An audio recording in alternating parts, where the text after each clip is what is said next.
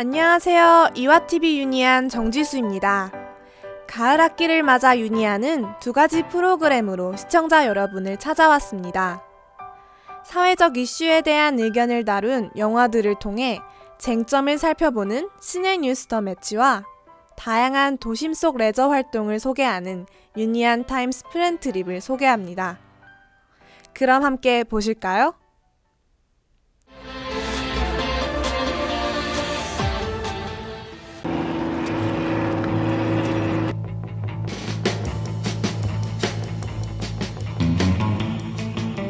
바람이 불어오는 방향과 숨쉬긴 방향이 기본 운동 진행 방향이에요. 다시 한번. 자, 요거는 자, 이 세 가지는 무조건 기억을 하셔야 돼요. 윈드서핑은 이제 전신 근육을 사용을 하기 때문에 운동에도 참 효과적이고요. 이제 자연과 어우러져서 이제 하나 되는 그런 매력을 가지고 있죠.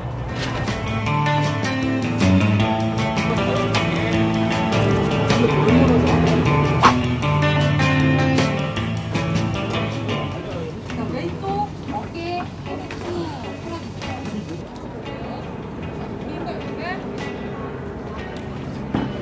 요가코아는 이제 지상에서 하는 요가를 이제 패들보드와 함께 수상으로 나가서 패들보드 위에서 요가를 수행하는 이제 일종의 레저 스포츠라고 보시면 되겠고요. 이 요가코아에 대한 장점은 일단은 균형 감각과 조정 능력이 발달이 되고 무엇보다도 이제 여성분들의 다이어트에 굉장히 효과적이에요. 겁나요. 한강에서 빠질까봐 겁나요.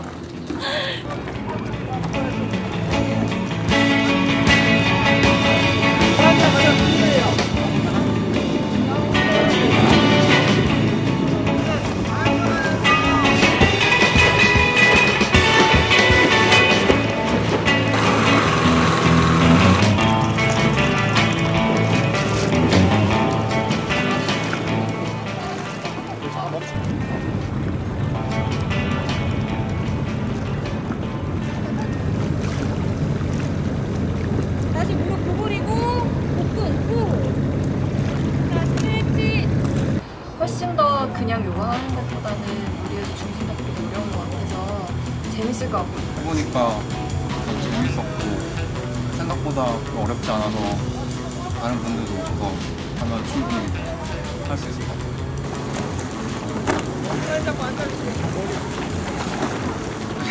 되게 힘드네요. 어렵네요. 재밌어요.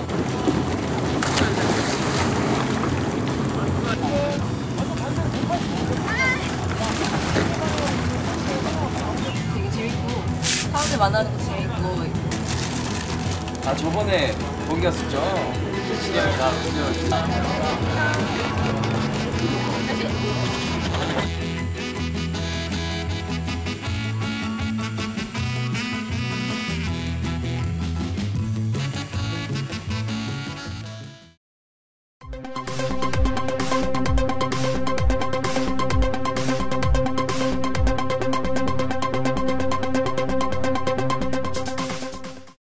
시청자 여러분 안녕하십니까? 재미있는 영화를 통해 우리 사회의 논쟁을 살펴보는 시간 시네뉴스 더 매치의 윤기은입니다. 지금 이곳은 서울 서대문구의 한 병원입니다. 하루에도 수많은 사람이 오가며 아픔 대신 웃음을 되찾고 병상에 누운 지인에게 따뜻한 위로 한마디를 건네는 곳인데요.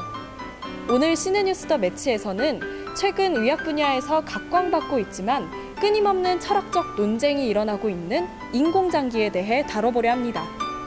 인공장기는 인간의 수명을 연장시켜줄 뿐만 아니라 고통이나 질병으로부터 인간을 해방시켜준다는 점에서 아주 각광을 받고 있습니다. 하지만 머지않은 미래에 빈부격차로 인한 인공장기 매매에 따른 인간의 존엄성 문제가 대두되고 있습니다. 따라서 오늘 시네뉴스 더 매치에서는 인공장기에 대한 긍정적 시각과 부정적 시각을 동시에 다뤄보려 하는데요. 바이센테니얼 맨과 리포맨 두 영화의 대접전 지금 시작합니다. 시네뉴스 더 매치 제작진은 먼저 인공장기에 대한 시민들의 생각을 알아보기 위해 인터뷰에 나섰습니다. 인공장기를 무조건 나쁘다, 인공장기는 필요가 없다라고 할 수는 없고 모든 사람이 어떻게 보면은 정도의 차이는 있지만 인공장기의 도움을 받을 거지만 불법적인 내지는 비인륜적인 다른 생명의 위협을 가하면서 다른 생명을 희생시키고 그 대가를 치르게 하고 부당 이득을 취하는 차원의 인공장기라면 그거는 우리가 조금 고민해야 될 주제가 아닌가 생각이 되고, 인공장기 부작용만 최소화되면 어쨌든 생명을 살릴 수 있는 거니까 긍정적일 거라고 생각하는데, 생명을 살려서 너무 좋은 것 같고, 그렇지만 진짜 어떤 순리의 법칙이나 그런 걸 벗어나지 않는 한에서 작용됐으면 좋겠네요. 뭐 어떤 좋다 나쁘다를 떠나서 뭔지 자체 잘 모르니까 좀 되게 생소한 것 같아요. 네, 이렇게 인공장기에 대한 다양한 견해가 있었는데요. 한편 인공장기가 무엇인지 모르거나 인공장기에 대해 생각해보지 않은 사람들도 있었습니다. 따라서 인공장기에 대해 잘 모르시는 시청자분들을 위해 인공장기가 무엇인지, 어디까지를 인공장기라고 할 수 있는지 정리해보았습니다. 인공장기는요, 장기의 보전 또는 제공자의 죽음의 판정 등 기술적, 사회적으로 미해결의 많은 문제가 남아있는 장기이식 때문에 등장한 것으로 병이나 부상으로 인해 기능이 상실된 기관의 기능을 대행하는 인공의 장치입니다. 인공장기는 일반적으로 체외에 장치하여 쓰는 규모가 큰 장치를 주로 인공장기라고 하는데, 체내에 끼워 넣고 사용하는 여러 가지 대용 장기 또는 대용 조직이라 불리는 것도 여기에 포함됩니다. 따라서 인공혈관이나 인공뼈 외에도 인공식도, 인공고막, 인공항문 등이 이에 포함되는 것이죠. 생명 유지를 위한 목적으로 조직장기의 기능을 인공제품으로 대용하고자 하는 노력은 이후에도 더욱 활발해질 것으로 보입니다. 용어 정리가 되셨다면 이영민 리포터와 최유경 리포터가 영화 줄거리를 소개해 줄 건데요. 먼저 이영민 리포터가 영화 소개와 함께 인공장기에 대한 긍정적 입장을 정리해 드리겠습니다. 로봇에서 사람 되기, 마요네즈 한 방울이면 된다. 2000년 1월 크리스 콜럼버스 감독의 연출과 로빈 윌리엄스의 신들린 연기가 만나 깜찍한 로봇 앤드류가 탄생했습니다. 바이센테니얼맨은 과학기술의 발달로 인간과 유사한 휴머노이드 로봇의 보급이 확산된 어느 먼 미래에 로봇 엔지니어의 사소한 실수로 지능과 호기심을 가진 로봇이 탄생하면서 생기는 놀랍고도 가슴 따뜻한 이야기를 다룬 영화인데요. 자신을 가족처럼 대하는 마틴 가족과 생활하며 우리의 귀여운 앤드류는 인간처럼 사고하고 궁금증에 답을 찾으며 내적으로 성숙합니다. 사랑하는 사람들과 함께 살기 위해 인간이 되기를 꿈꾸는 앤드류.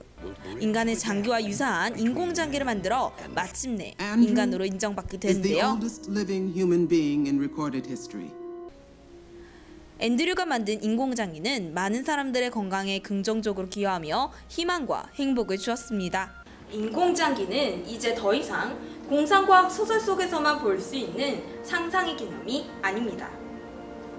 이미 많은 사람들에게 잘 알려진 인공심장과 실용화 단계에 있는 인공혈관, 인공치아, 인공고막 외에도 다양한 인공장기 개발에 전 세계 많은 과학자들이 박차를 가하고 있는데요. 최근 영국의 해리엇 와트대 연구팀은 잉크를 한 층씩 쌓아 제품을 만드는 3D 프린터 기술을 활용하여 인간의 배아주기 세포를 복제했으며, 독일의 프라운호퍼 연구팀도 동일 기술을 활용하여 인공혈관을 만들었습니다. 해외뿐만 아니라 우리나라의 인공장기 개발도 활발하게 진행되고 있는데요. 서울 성모병원 의료진은 3D 프린터 기술을 활용하여 얼굴뼈 보형물을 이식했으며, 인공기도 지지대를 환자에게 이식하여 세계에서 두 번째로 3D 프린팅 인공 보형물을 체내에 안착시키는 데 성공했습니다. 더 나아가 많은 미래학자들은 오늘날의 기술을 토대로 향후 20년 뒤에는 인공 자궁과 인공 태반이 임플란트와 인공 판막과 같이 보편화될 것이라고 예측했는데요. 이미 2001년부터 저출산과 생식기능 저하로 인한 불임 문제를 해결하기 위해 태아를 어머니의 몸 밖에서 키울 수 있는 인공 자궁과 인공 태반이 연구되고 있습니다. 인공장기의 최대 장점은 다른 사람이 이식을 해줘야만 할 수 있는 기존의 장기 이식과는 다르게 생명의 위협이나 이식자의 부담과 같은 심리적 요소가 적고 계속 생산할 수 있다는 것입니다. 인공장기는 많은 수요를 충족시켜 계속되는 장기 기증 부족 문제를 해결하고 생명 연장을 도울 것입니다. 기술적 한계 때문에 거부 반응과 같은 문제점을 가지고 있지만 발전 가능성이 무한한 만큼 더욱 각광받고 있습니다. 영화의 배경은 가까운 미래사회. 베스트 프렌드라는 이 두 친구의 직업은 바로 인공장기를 회수하는 일입니다. 고가의 인공장기가 개발되어 건강을 유지해서 살아가는 사람들. 하지만 부익부 빈익빈이 심해진 미래사회에서 인공장기를 개발한 유니온이라는 회사는 사람들이 몸에 장착하고 있는 인공장기 값을 지불하지 못할 시 강제로 장기를 회수합니다. 가족까지 인정사정 볼 것 없이 계약서에 사인을 시키고 장기값을 지불 못했을 경우 가차없이 장기를 회수해갑니다. 장기들이 모두 상품화가 되어 바코드가 붙여지고 급기야 홈쇼핑에서 판매가 되곤 합니다. 그러던 어느 날 주인공은 갑자기 심장마비로 인해 쓰러지게 되고 인공장기를 이식받게 되는데요. 다른 사람들에게 하는 것과 마찬가지로 자신의 인공장기를 회수하려는 유니온. 주인공은 자신의 인공장기를 되찾는 과정에서 인공장기 때문에 잃어버렸던 인간의 권리도 함께 찾아 나서게 됩니다. 여기까지 영화 리포맨 줄거리였습니다. 이렇듯 다양한 측면에서 인간에게 긍정적인 영향을 준 인공장기. 하지만 마냥 낙관적인 시선으로 바라보기에 인공장기로 인해 발생할 수 있는 문제들이 참 많은데요. 우선 빈부격차로 인해 인공장기에 대한 심각한 접근 불평등이 발생할 수 있다는 점이 가장 큰 논란이 되고 있습니다. 가난한 서민들은 돈이 없어서 인공장기를 사지 못하고 심지어는 매매 행위에 악용될 수도 있다는 말인데요. 세계 최초의 100% 인조인간 렉스의 제작에 참여한 베르톨트 마이어 교수는 이러한 바이오닉 기술이 정작 필요한 장애인이나 환자에게 적용되는 것이 아니라 부자들의 전유물이 될 수도 있다고 지적했습니다. 또 다음 사회라는 책을 저술한 이나미 씨는 과학과 의학기술이 발달하면 할수록 부자들은 신체적으로나 정신적으로나 더욱더 건강해지는 반면 서민들은 심각한 상대적 박탈감에 휩싸일 수 있다고 말했습니다. 따라서 마이어 교수는 정부의 지원 아래에서 법의 테두리 안에서 장애인들이 조금 더 나은 바이오닉 기술을 경험할 수 있도록 지원할 필요가 있다고 말한 바 있습니다. 이와 더불어 마이어 교수는 인공장기를 이식받은 장애인들의 능력이 일반인들보다 더욱더 우월해지면서 일반인들 역시 인공장기를 이식받고 싶은 욕구를 느낄 수 있다고 문제점을 지적했는데요. 이는 다시 말해 인공장기를 통해 제2의 성형시장이 형성될 수도 있다는 말입니다. 인간의 욕심은 끝이 없다는 말이 있듯이 앞으로 우리가 계속해서 경계해야 할 부분인 것 같습니다. 그렇다면 전문가의 소견은 어떠한지 이화여대 SF로 배우는 철학을 강의하시는 신상규 교수님을 만나보았습니다. 기존에 있던 것들을 인공지능으로 대체해야 한다고 생각하면은 나중에 그런 어떤 사람은 인간이라고 부르기에는 뭔가 좀 다른 어떤 그 사이보그가 되는 거거든요. 그래서 그게 과연 바람직한 변화인가라는 문제가 있을 수 있어요. 사회적으로 가장 현실적인 문제는 그런 기술이 등장할 때 모든 사람들이 동등한 접근성을 갖고 있지 않다는 거예요. 그리고 거기에는 어떤 자기 가지고 있는 경제력이라든지 그런 것들에 영향을 받을 수밖에 없는데 어떤 것들은 아주 지금 현재 기준으로 봤을 때 첨단의 아주 고가의 어떤 장비일 가능성이 많아요. 그랬을 경우에 이미 어떤 계층적으로 부를 가지고 있는 상위에 속한 사람들만이 그게 접근할 수 있고 그래서 이미 사회의 어떤 지배적인 권력을 가지고 있는 사람들이 점점 더 강력해지는 거죠. 그런 어떤 사회적인 어떤 계층화가 현실적으로 가장 우려되는 어떤 문제라고 생각할 수 있습니다. 인공장기를 개발해 인간의 수명을 연장시켰다는 내용이 일부 있는 바이센테니얼맨, 그리고 상품화된 인공장기로 인해 인간의 건강과 생명마저 경제적 논리에 좌우되어 버린 사회를 보여준 리포맨, 두 영화의 대접전 잘 보셨나요?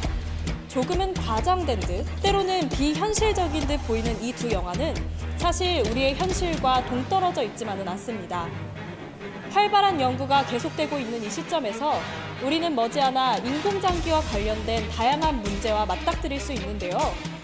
인간의 몸을 인공장기로 이식했을 때 어디까지를 인간으로 인정할 수 있는지, 인간의 생명을 사고파는 행위가 될 수 있는 인공장기 매매의 윤리적 정당성은 어떻게 얻어내야 하는지 우리가 끊임없이 생각해봐야 할 주제인 것 같습니다. 신의 뉴스 더 매치, 이번 주에는 인공장기에 대해 다뤄보았는데요. 다음에는 조금 더 알차고 재미있는 주제로 돌아오겠습니다. 그럼 여기서 마칩니다. 감사합니다.